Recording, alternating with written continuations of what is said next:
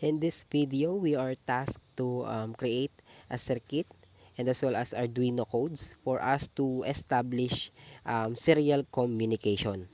The idea that this circuit should portray is that we should get the information or the signal from the sensors serving as the potentiometers.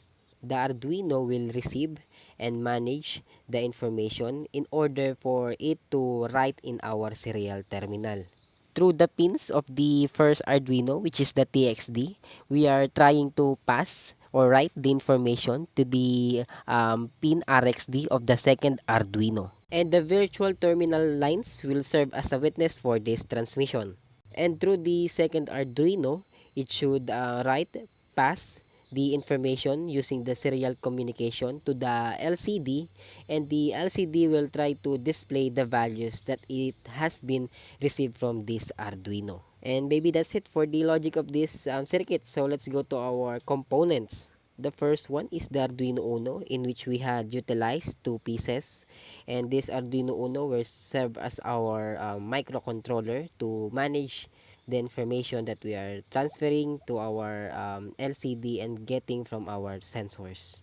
The second one is the LM016L component or the LCD, and this LCD will try to display the information from the sensors that we had utilized as well. The third one is the variable potentiometer, in which it will serve as our sensors, specifically for our humidity, temperature, pH level, and TDS sensors. And we had utilized this component for us to change, alter the values in these sensors. And maybe that's it for our components. Let us manually check our circuit.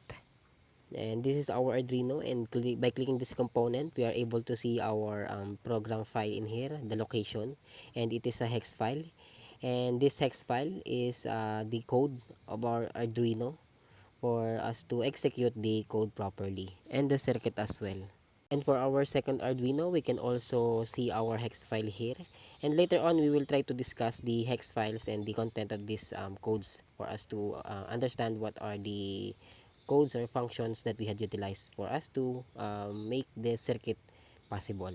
And for the next component is our virtual terminal equipment, in which it will display the information through the serial communication that we had established. And here's our LCD, and it will try to display the informations coming from our sensors or the potentiometers. And let's try to zoom it in for us to visibly see the details of this circuit.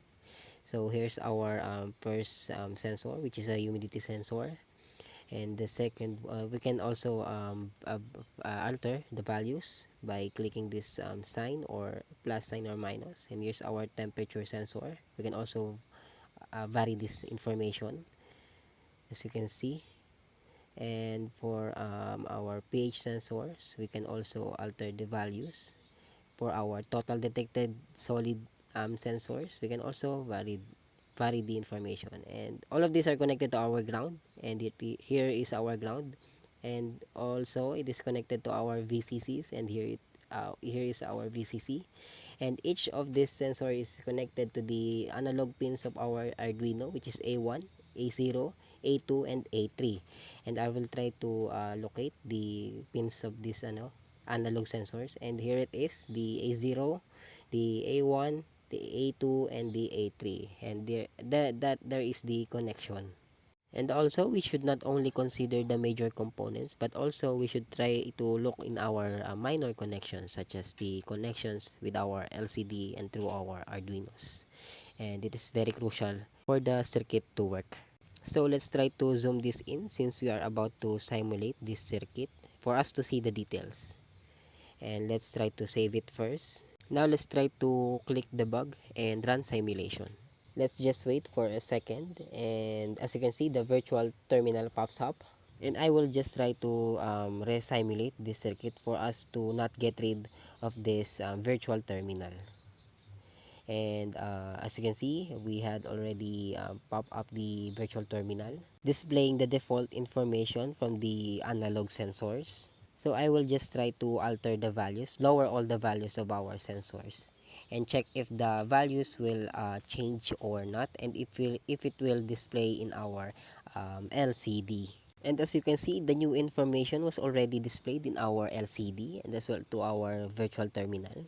So let me just try to alter the values again by bringing up high the values of our sensors, each of these sensors or potentiometers. So let's just wait if the values will be displayed again. And also take note that the each transmission in the serial has a half a second delay, but the animation in this simulation was not real time since I am utilizing my phone, and I'm still glad that this phone is still surviving. And as you can see, the next information was already displayed in our LCD and to our virtual terminal. And let me just try to alter again the values in our sensors to visibly check if it is valid or the circuit works perfectly fine. So let's just wait for a second, and as you can see, it was already displayed and the values has been altered, meaning that there is a serial communication that has been established properly within our sensors to our Arduino, two Arduinos I mean, and to our LCD. And for the last time, let me try to alter the values again for us to check if this circuit is already fine. So let's just wait for a second because of the animation. And now the values again has been altered, meaning we are perfectly fine with this circuit. It is working properly and we had already established the serial communication in this circuit. And I guess that's it for the circuit construction of this activity. So let me just try to stop the simulation and save this project. Let us now try to move on to our Arduino codes, and let us discuss the hex files inside the two Arduino. So here's our first Arduino code in which I had compiled this code in Arduino Droid compiler for mobile devices, in which you can see the void setup, the serial begin with the 9600 baud rate, the pin modes of our inputs such as the A0, A1, A2, and A3, which are the sensors from our potentiometers in our Proteus circuit earlier. And as I scroll down, you can see the void loop in which this loop will occur repeatedly. And I tried to map the values from our analog sensors and save them in the variables that I had declared, which is the HU, TE, PH, and TD for our previous sensors. And as I scroll down, you can see the variables again of WXYZ that I also tried to map for the range of the values of each sensor, such as for the temperature, which is the 0 to 50, for the pH level, which is the 0 to 14, and so on. And as you can see, I had printed in our serial the values of our sensors and convert it into strings. Meaning, as the second Arduino tries to read these values, it will only be a string, a single string. And this string should be scanned by the serial read command byte by byte. And as I save and compile this code, we can see that the compilation or the output has no errors. Meaning, we can now proceed with our hex file or the generation of our hex file, in which we can see the sketch and save as precompiled, and you can generate hex file from this. That's it for the first code. Let's proceed to the second Arduino code. For the second file of the second Arduino component, we are declaring the header of the liquid crystal. We are also establishing the integer values of our pins for our LCDs previously in our Proteus, which is the RS, EN, D4, D5, D6, and D7. We also declare a variable LCD, inclusions of RS, EN, D4, D5, D6, D7, and also a string which is MSG. And for our void setup, we had the LCD begin 16 by 2 and the serial begin with a baud rate of 9600.